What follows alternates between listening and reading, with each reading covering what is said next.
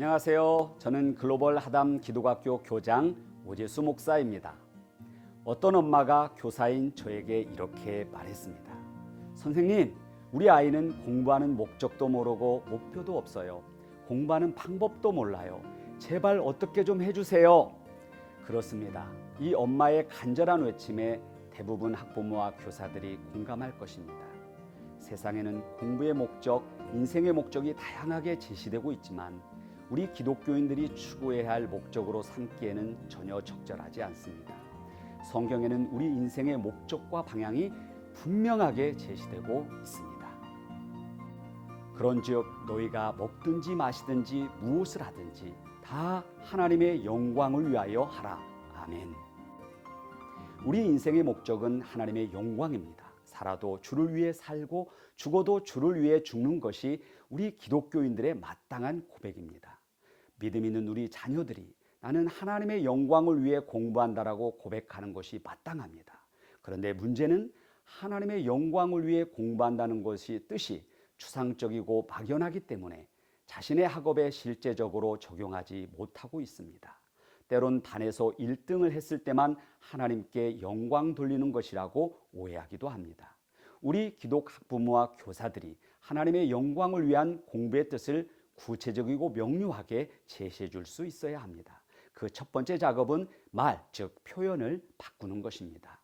하나님의 영광을 위해 공부한다는 말을 하나님의 나라를 담아내는 공부를 한다로 바꾸고 세 가지 용어 하나님의 나라, 담아낸다, 공부한다의 뜻을 구체적이고 명료하게 말해줍니다. 첫째, 하나님의 나라가 무엇일까요?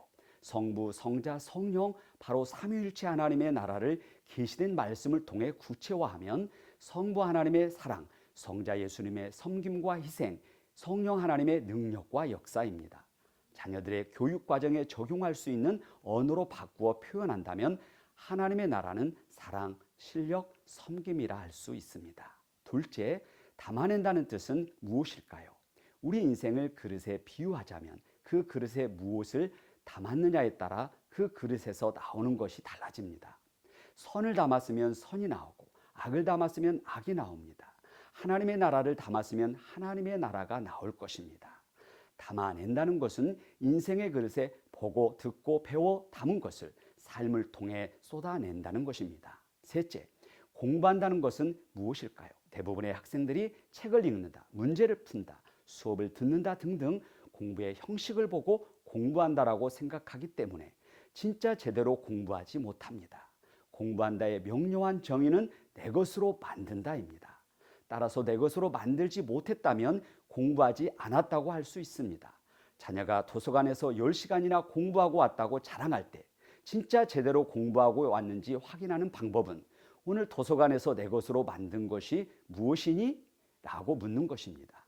과연 어떤 대답이 돌아올까요?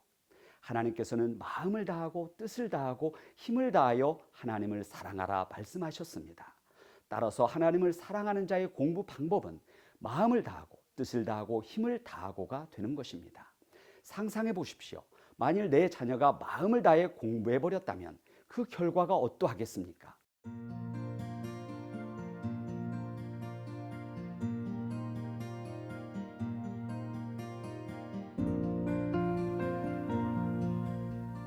이제 하나님의 나라를 담아내는 공부를 한다를 구체적인 언어로 정리하면 사랑으로 섬기기 위해 마음을 다하고 뜻을 다하고 힘을 다하여 내 것으로 잘 만들 수 있는 진짜 실력을 갖추고 그 실력을 사람을 살리는 일에 쏟아낸다가 됩니다. 이렇게 구체적으로 진술할 때 학교에서 배우는 모든 교과목과 기술과 언어가 하나님과 연결되고 그 배움의 활동 과정을 통해서도 하나님께 영광 돌리게 됩니다.